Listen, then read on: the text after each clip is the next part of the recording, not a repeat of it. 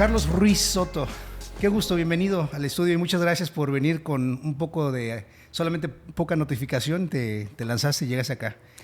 Y bienvenido a nuestro estudio, bienvenida a tu esposa y tu hijo que están detrás de las cámaras el día de hoy. Un gusto tenerte por acá. ¿Cómo estás? Cuéntame. Muchas gracias por la invitación. Sí, las cosas de repente salen y son a veces las mejores.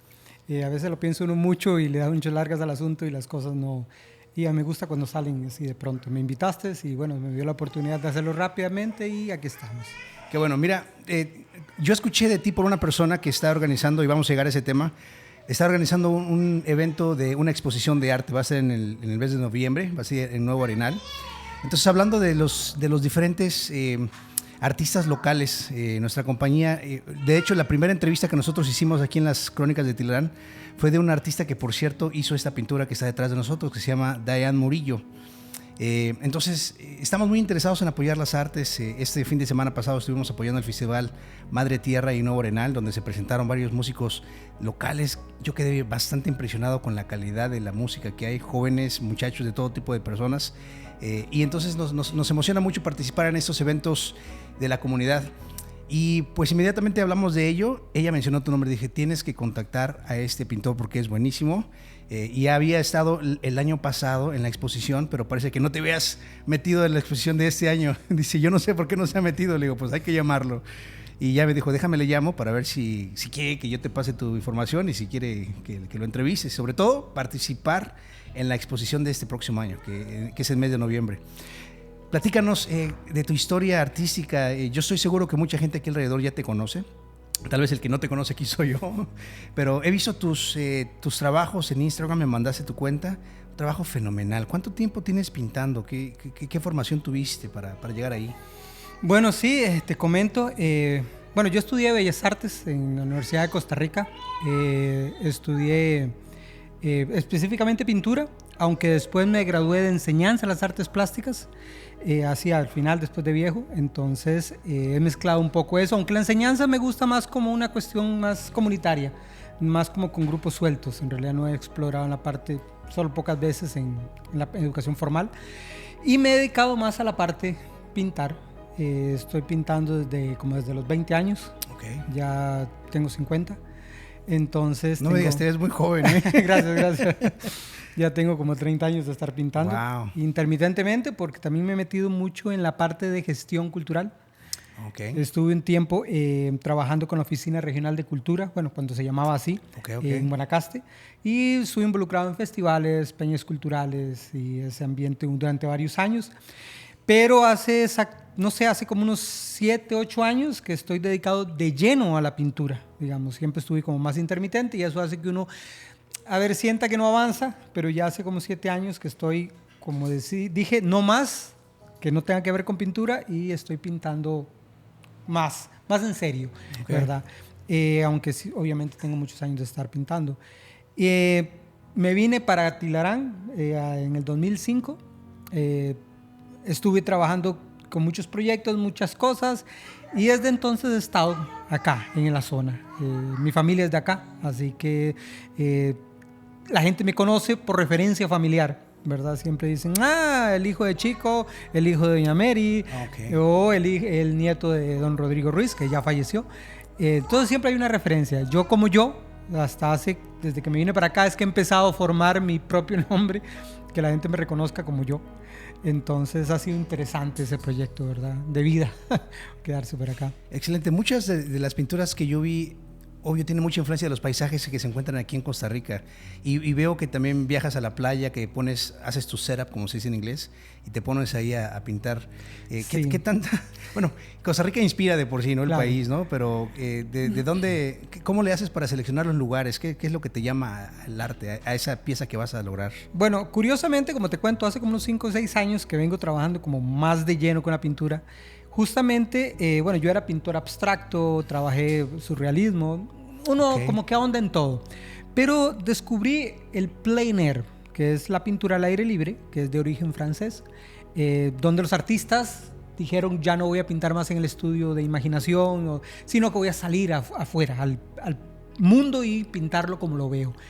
Descubrí que había mucha gente pintando al aire libre de plein air en Costa Rica. También descubrí que el plein air fue muy importante para la creación de la identidad costarricense. Justamente en siglos pasados, cuando la oligarquía cafetalera comenzó a hacer dinero y empezó a decir, bueno, necesitamos cultura. Empezaron a traer pintores de Europa y justamente venía un pintor de plein air y hubo un artista, don Ezequiel Jiménez, que fue el que adoptó el plein air y comenzó a pintar al aire libre en Costa Rica. De ahí es que viene la imaginería que tiene siempre el tico en la cabeza, de la casita de adobe, de la carreta. El tico siempre se imagina así. Casi que pasó lo mismo que con Diego Rivera en México entonces. Ok, ¿no? exacto. Siempre están estos pintores que crearon esta serie de imágenes que se quedó metida dentro de la psique del ciudadano. Y justamente don Ezequiel fue uno de los que hizo eso. O sea, él se fue afuera y pintó a la Costa Rica desde entonces. Y la capturó en esa imagen ese eterna, momento, ¿no? en vivo. Sí. A la gente se le quedó eso en la mente y todavía considera que Costa Rica es así. Justamente nosotros los pleineristas comenzamos a decir, ¿eso es cierto? O sea, ¿seguimos siendo así o hemos variado nuestra idiosincrasia, nuestra forma de ser? Entonces, justamente el plein air comenzó como una nueva etapa, que es actualizar esa imaginería costarricense desde el punto de vista de un artista, ¿verdad? Voy afuera a la Costa Rica rural, a la Costa Rica urbana y la pinto como la veo, sin romantizarla. Eso es increíble. Es un poco el juego que tenemos ahora, sí. Este grupo de pleineristas que estamos. Entonces es enfrentarnos... Aunque tengo que hacer la pregunta, ¿es necesario romantizar a Costa Rica? Pues eso es lo curioso, o sea, ¿es necesario o no, verdad? Yo por ejemplo, contándote un poco, estoy con el plein air como inspiración fuera, pero también dentro de mi, ya en el estudio, estoy realizando trabajos de estudio, que fueron muchos los que se ven en Instagram, que yo le llamo neorrealismo, que viene de un género que nació en Italia y que tiene que ver más que todo con el cine. Hubo un tiempo después de la Segunda Guerra Mundial y todo esto, cuando todo era un desastre, ¿verdad? Que los italianos dijeron, no, ya no vamos a seguir pintando cosas que no son reales, ¿verdad? Y comenzaron a hacer cine, bueno, en este caso cine, comenzaron a hacer cine realista. Cine que a veces no llevaba a ninguna parte, como la vida. Claro. Entonces, por ejemplo, hay una película muy famosa que se llama El ladrón de bicicletas. Es en blanco y negro, es muy italiana. Es un chavalo que tiene una bicicleta para hacer sus cosas en la vida, se la roban. Entonces él empieza a investigar y así, un campesino a buscar su bicicleta. La película va de eso. Cómo se conoce la vida normal de la gente, lo que sucede en el pueblo a raíz de eso que él anda buscando. Al final no la encuentra. O sea, la película termina. Y ya, porque así es la vida. Claro. Y eso hace el neorrealismo italiano en el cine. Hay un grupo de artistas que están retomando esa idea, pero en pintura. Entonces yo dije, eso me gusta, me suena. Es un poco esto. Es romantizar sin romantizar. Iba por eso te cuento esta parte, porque sí, Costa Rica es tiene muchas cosas interesantes si las ves desde ese punto de vista. Claro. Eso es un tema muy importante, ¿no?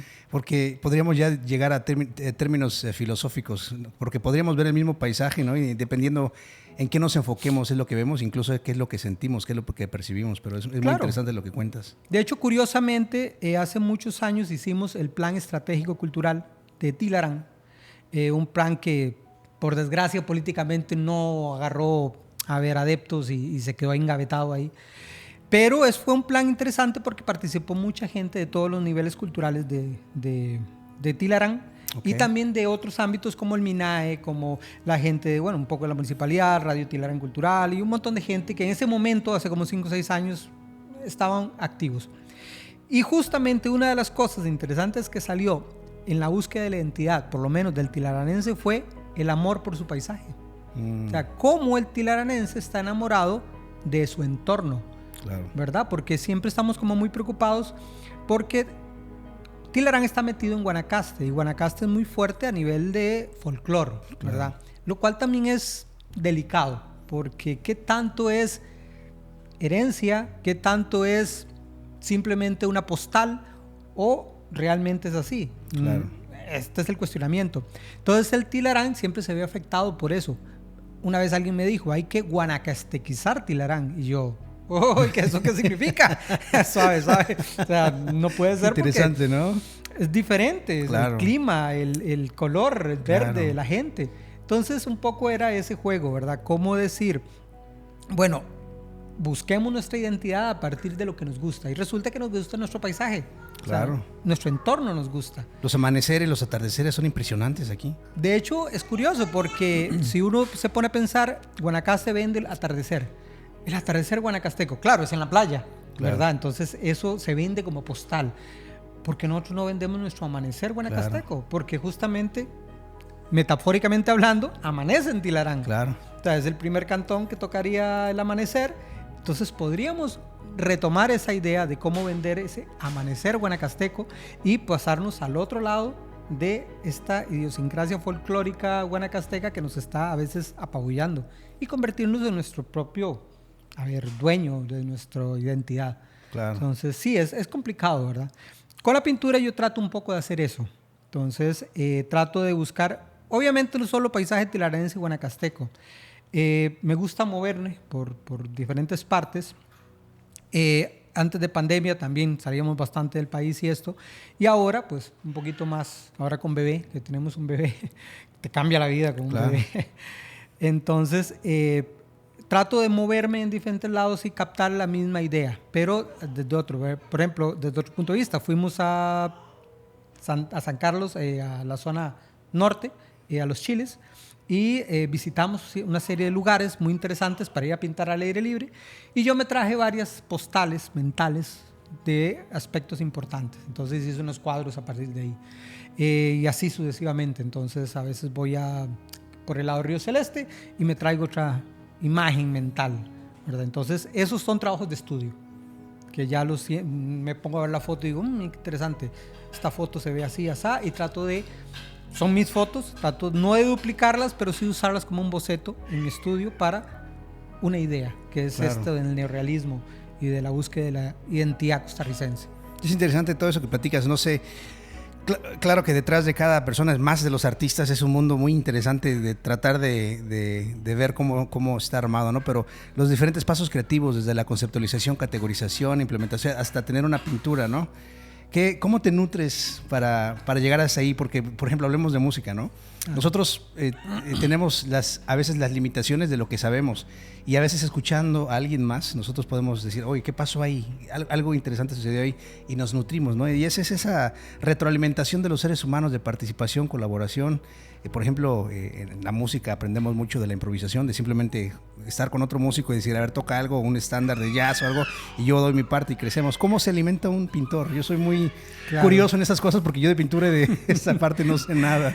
Bueno, a nivel artístico creo que solamente se extrapola el proceso a las diferentes disciplinas, pero básicamente lo mismo. O sea, la creatividad es algo...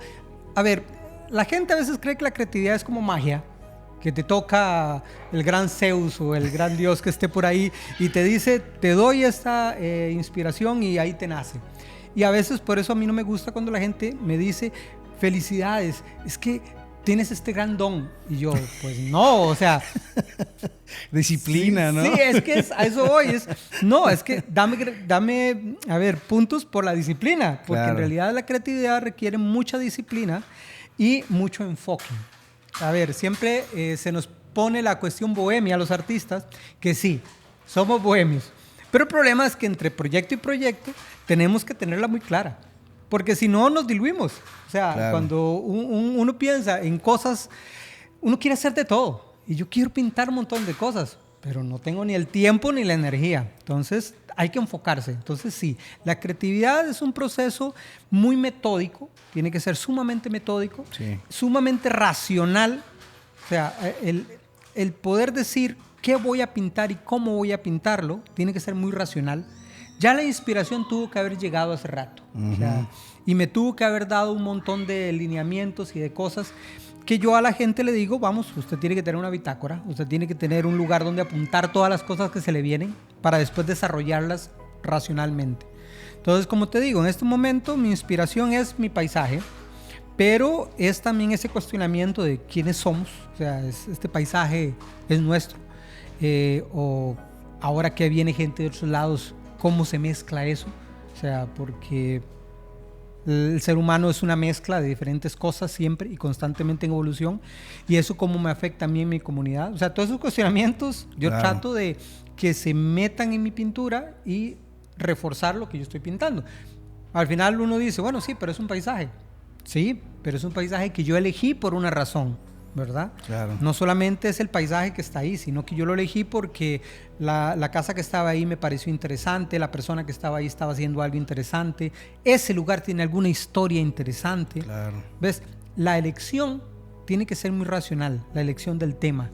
Y luego muy secuencial, ¿verdad? No puedes decir, bueno, hoy pinto un unicornio, luego pinto una mariposa y luego pinto porque te pierdes, ¿verdad? Por eso los músicos sacan álbumes. Claro. Y un álbum que tiene una referencia. Y tiene como un mismo concepto, ¿no? Un mismo concepto. Claro. Porque eso hace que profundices en tu trabajo, ¿verdad? Yo la pintura generalmente la divido siempre en 3.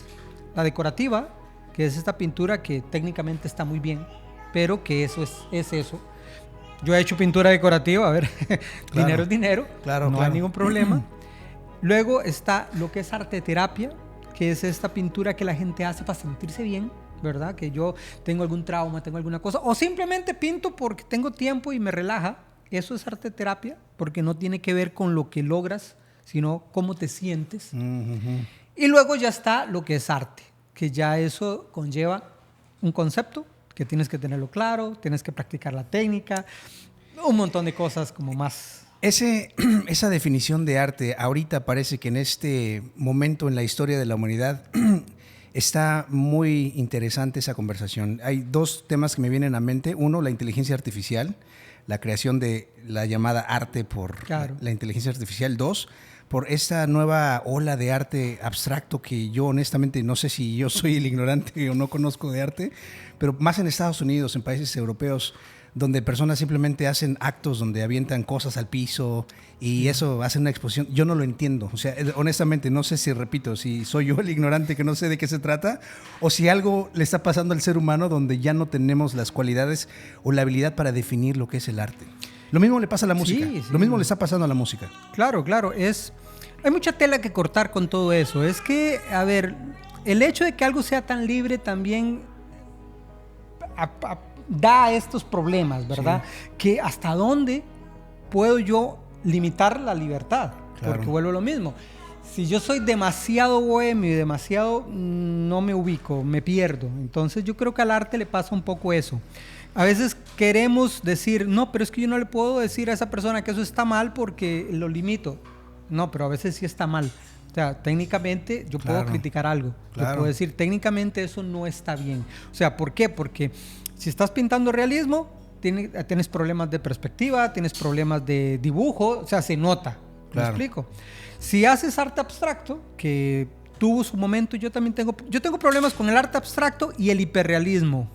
Okay. Que son los 2... Los extremos, ¿no? Exacto, los extremos. Hablando de hiperrealismo, este hiperrealismo que usted dice, eso es una foto. Claro. Es increíble. Primero, porque siento que a veces estos artistas se van por la técnica. Uh-huh. O sea, vos ves trabajos hiperrealistas que a veces que son bestiales. Como un profesor decía eso. Cuando alguien es demasiado bueno, solo queda insultarlo. Bueno. No, muy bueno. Sabes que nosotros los mexicanos tenemos esa cultura. A veces espero que alrededor de la gente con la que me rodeo aquí en Costa Rica no me malentiendan, ¿no? Porque sí. Alguien toca muy bien, le decimos, eso es que es un perro. Exacto. Eso así es el profesor. Tienes mucha razón. Llega un momento que solo hay que insultarlo, no queda de otra. Entonces sí, es una bestia. O sea, es un perfecto animal, decía. Sí. Tiene unos trabajos increíbles, pero eso usted dice, ese trabajo hubiera sido mejor si la foto hubiera sido mejor. O si la elección del tema hubiera sido mejor. Entonces uno dice, tanto trabajo y al final lo que importa para él es solo la técnica. Y el concepto, hay otros artistas hiperrealistas que uno dice, sí, se nota que él trabajó un concepto, que hay algo y el hiperrealismo le ayuda, ¿verdad? Claro. Porque puede montar cosas, se puede hacer cosas que en fotografía sería muy complicado. Y el abstracto es lo mismo, es tan libre que a veces se vuelve solo el churrete por el churrete o que yo me tiro en paños menores sobre un lienzo y ya lo que salga es arte, ya ¿no? Lo que salga, sin ton ni son. Sí.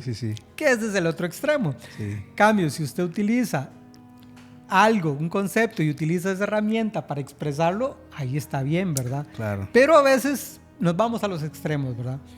Con las IA pasa un poquito, pero con la IA me parece... A ver, hay 2 ejemplos. Una vez vi una persona que agarró una canción de Bad Bunny y creo que fue que le quitó el iTunes, ¿ok? Y obviamente sonaba horrible, ¿verdad? Por supuesto. No sé ni para qué. Y agarró una canción de Freddie Mercury y le puso ahí tutum, y la corrigió, ¿verdad? O sea, corregirla significaba pulirla. Perfecta. Como hacen. Sonaba horrible. La puso y sonaba horrible. ¿Por qué? Porque sonaba tan perfecta que perdió esa diferencia. Es lo único que le hacía que especial, tienen estas ¿no? canciones de Freddie Mercury, porque él decía, mira, aquí donde él cantaba 3 veces, porque él grababa un grito o lo que fuera 3, 4 veces y luego los montaba, hay uno que tiene el famoso gallo, que es ese chillido que le sale al cantante, y él lo dejó porque donde suena perfecto, porque le da esa variedad. Y yo creo que ahí es donde está el tema, esa imperfección que tiene el ser humano a la hora de hacer arte es lo que lo hace único y lo que le da la riqueza. Por eso las IA más bien se vuelven raras, porque es demasiado perfecto. O sea, uno empieza a ver cosas y uno dice, no, eso no va por ahí, porque se están puliendo demasiado, ¿verdad? Claro. Se pierde esa imperfección del ser humano. Entonces yo creo que debemos de aferrarnos a esas diferencias que justamente nos hacen a cada ser humano diferentes, y que es lo que aporta al arte. Claro, y es ahí y la razón por la que yo le veo mucho valor a eventos como el que va a haber ahora en noviembre aquí en Nuevo Arenal, donde seres humanos con talento, claro, con una historia, con una trayectoria de formación, hacen una exposición de lo que podemos llamar arte, aunque repito, tal vez ese tema sería para una conversación entre varias personas, ¿no? Por lo menos la parte de la inteligencia artificial. Yo pienso que la aplicación de la inteligencia artificial es buena, por supuesto, pero para otras cosas que el ser humano son tediosas para el ser humano, ¿no? Cálculos, matemáticos, etcétera, uno podría decirlo. A lo mejor los matemáticos dirían, no, verá, es nuestro trabajo, no lo sé. Pero el arte, yo creo que esa nos pertenece a nosotros. No creo, yo no sé, pero yo no creo que un ser humano o que la inteligencia artificial pueda hacer un mejor trabajo, sabiendo que un ser humano tiene una historia. Esos retos que sobrellevamos, el hecho de que tú te dedicas a la pintura y supongo y puedo asumir las diferentes, paredes que tuviste que romper para seguir dedicándote a eso, porque yo sé que los artistas en todas partes del mundo sufren, porque igual mucha gente no ve el valor en ello, ¿no? Y esa es una parte también difícil para músicos, de todo tipo de artistas. Y por eso regreso al tema. Creo que es importante que nuestra audiencia haga conciencia de cuánto realmente dependemos de personas como tú, que podamos ver un cuadro y decir, wow, alguien hizo algo que capturó ese lugar, que capturó ese momento y que me hace sentir eso, porque también el arte logra eso, que te hace sentir cosas que no podías simplemente sentir viendo, no sé, una pared en blanco, obvio, ¿no? En la película de Robin Williams, la que él es profesor de poesía, la Sociedad de los Poetas Muertos, hay una parte donde él les dice, vean, la ingeniería, la medicina, el abogado, todos son necesarias para la supervivencia. El arte, la poesía, es la razón por la que sobrevivimos. Sí. O sea, es la razón por la que... Qué línea, muy buena esa, no me acordaba, pero sí tiene razón, clarísimo. Muy buena. ¿Por qué? Porque todo lo demás nos ayuda a tener el nivel de vida que tenemos, la tecnología que tenemos, pero el arte es la que nos da sentido a esas cosas. Una vez alguien me decía, pero es que a mí no me gusta el arte. A ver, a usted no te gusta la música, o sea, no te gusta, y no estoy hablando ni siquiera de calidad, o sea, cualquier tipo de arte, diferentes niveles, pero te gusta la música, o sea, vas al cine, ves fotografías, o sea, ¿cómo que no te gusta el arte? Puede ser que no te gusta la pintura o tal cosa, pero te tiene que buscar el arte. Claro. Hay otra frase que decía ahí que el mundo sin música sería un error. Sí. Absolutamente de acuerdo. O sea, mira, yo tengo una pregunta que le hago a la mayoría de personas que entrevisto a veces en el mundo de los negocios, políticos, y yo creo que es una pregunta que los seres humanos tenemos que contestarnos, cada uno por su cuenta. es si no tuvieras que preocuparte por trabajar, por proveer, por estar en eso que todos a veces nos envolvemos todo el tiempo, en lo urgente, ¿no? Pagar las facturas, todo eso. ¿A qué te dedicarías? Si no tuvieras esa carga sobre ti, ¿qué es lo que harías? Para mi sorpresa, la mayoría de las respuestas siempre tienen que ver con el tema del arte. Siempre es, bueno, me dedicaría a ver lugares, a conocer la apreciación del arte, que es la parte pasiva del arte, ¿no? La parte pasiva tú ves y observas o escuchas, la parte activa tú creas. Pero la mayoría de veces el ser humano gravitamos a eso, que es la apreciación, el arte, conocer lugares, ver o dedicarse a la música o aprender un instrumento nuevo. Y esa siempre llega a ser la mayoría de las respuestas de las personas con las que me entrevisto. Sí, hay dos cosas con referente a eso. Una es que necesitamos estetas, que es la persona que aprecia el arte, porque si yo hago una pintura y no tengo público, mi pintura pues no termina de nacer, no termina de ser, ¿verdad? O sea, wow, ¿qué cosa acabas de decir? Es que es ahí, necesito a alguien que lo observe, un músico necesita alguien que lo escuche para que se termine de concluir el ciclo. Claro, claro. Entonces ahí eso tiene que estar claro, o sea, la gente necesitamos a este tipo de personas para que esto se cumpla, el ciclo. Y otro aspecto, ya este es a nivel educativo, ¿verdad? Yo también digo que lo he leído varias veces por ahí de diferentes formas, pero sí es una forma de pensar que siempre he tenido, que el arte, todo el mundo debería practicar un arte. No para ser artistas necesariamente, ¿sí? Pero sí lo deberíamos de practicar por diversas razones. Para aprender disciplina. O sea, un artista, aunque vuelve lo mismo, nos tienen fama de despistados y todo lo que usted quiera, somos sumamente disciplinados. Claro. Porque si no, no logramos cosas. Y le pasa a artistas cuando no son disciplinados, sí. no hacen nada. Sí. Tenemos búsqueda de identidad. Cuando estás con el arte, tienes que buscar quién eres, ¿verdad? Porque si no, no buscar tu sonido, buscar tu voz si eres escritor, buscar... O sea, tu sello personal. O sea, entonces, esa cuestión identitaria, la cuestión de conceptualizar la vida, ¿verdad? O sea, tenemos que aprender a cuestionar las cosas, que no todo lo que está ahí es lo que es, sino que... Y el arte te ayuda a eso, con eso de la cuestión divergente. O sea, que los artistas pensamos de forma divergente, no es lineal. Claro. Y eso debería ayudar a la gente en la vida diaria. O sea, a ser creativos de esa forma. Porque qué terrible cuando vos llegas a una ferretería buscando solucionar un problema y te encuentras con el que atiende, que es una persona cerrada, porque te dice, mira, es que ocupo tal cosa. No hay. Y uno, ¿algo que se le parezca? No. En cambio vos llegas y hay una persona creativa que te dice, no, pero mira, ya vengo, y se va, y te usa, mira, tal vez esto, y uno, uy, sí, pero sí, no, pero y te resuelve el problema. O a veces te da una solución alterna, ¿no? O te da una solución alterna. Esa es la creatividad en la vida. Y la gente cree que la creatividad es solo para el arte. Y no. El arte te ayuda entonces a esa identidad, a la disciplina, a ser creativo. Todas esas cosas son necesarias. Entonces, no es practicar un arte para ser artista. Si eres artista, perfecto, ganancia. Pero si no, tienes todos esos factores que ayudan en tu vida diaria, ¿verdad? Entonces, el arte sí ayuda en la vida diaria. Excelente. ¿Hay alguna escuela de arte por aquí alrededor en Tilarán? No, en realidad en Costa Rica, arte solamente hay escuelas de arte formales en San José. Es un problema de ser vallecentristas, ¿verdad? De ser un país que, a pesar de que somos más rurales que urbanos, todo se concentra en la ciudad. En la ciudad. Las escuelas formales de arte siempre están ahí. Hay cosas, por ejemplo, hay gente que da algún curso de arte, alguna cosa, ¿verdad? Una vez habíamos peloteado la posibilidad de abrir una escuela de arte a nivel de Guanacaste, pero yo me pongo en mis cosas y como nos cuesta mucho reunirnos para proyectos, entonces nunca lo pensamos, más de que una idea, pero sí falta a nivel sobre todo rural, ¿verdad? Porque yo soy de zona rural.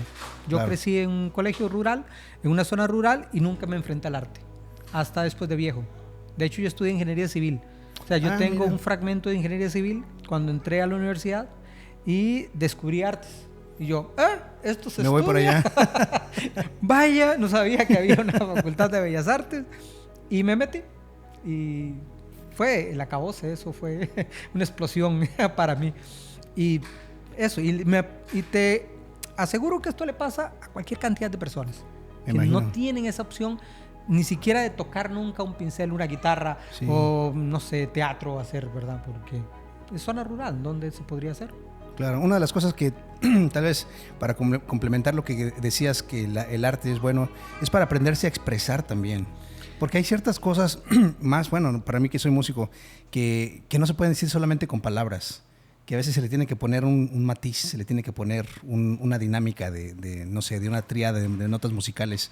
Yo soy fanático de las notas séptimas. Ahora que hubo un concierto aquí en el Hotel Guadalupe, le estaba diciendo a este muchacho Luis Herrera, que toca el piano, pianista, claro. Estaba tocando unas cosas impresionantes. Yo estaba ayudando a hacer el sonido, yo estaba disfrutando, simplemente él practicando. Y le dice, es que metiste esa séptima y cambió todo el asunto, la dinámica. Pero eso de expresarse, claro. eso de soltar esa parte, no sé, espiritual, porque yo pienso que el arte tiene eso que no podemos atrapar en esta realidad. O sea, se va, se comparte y se va el pintor, se va el músico, pero eso claro. espiritual se queda con nosotros.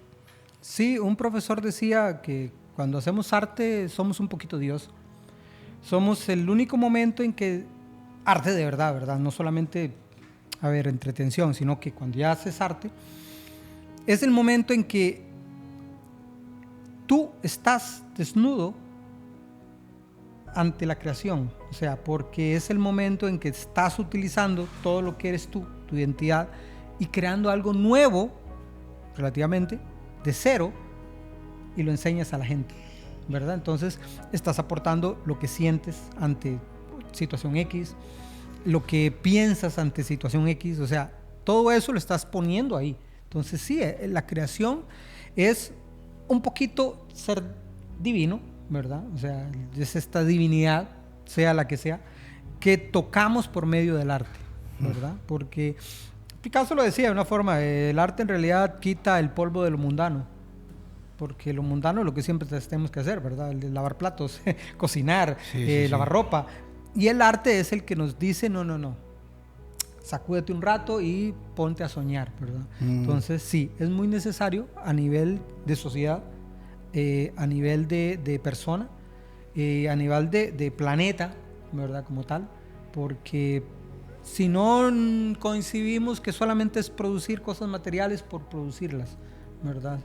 Y yo creo que sí, eso hay que tenerlo muy claro siempre, que el arte es sumamente importante a nivel social y a nivel personal y espiritual. Muy cierto, excelente. Soy Santiago, Juan Carlos, muchas gracias una vez más. Muchas gracias por la invitación y nos vemos en este tiempo. Hasta la próxima, amigos. Muchas gracias. Bye bye.